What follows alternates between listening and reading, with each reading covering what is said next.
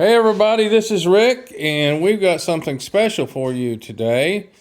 Bonnie has made me what we call Lemony cheesy kale mac sweet potato.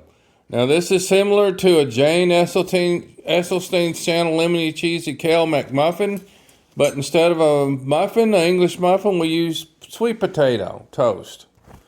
So what we have is hummus that's made with nutritional yeast, cornstarch, let's see, and vegetable broth.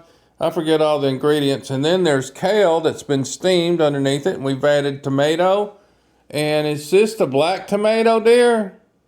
It is, yep. This is a black tomato that we bought at Whole Foods Market. It's red on the inside, but the skin is black.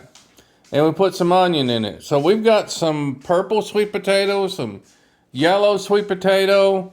Anyway, we've got some nutrient-dense goodness going on here.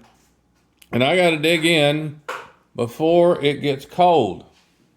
And if you want to look out, that is snow out there. It snowed here in Alabama in March, almost springtime.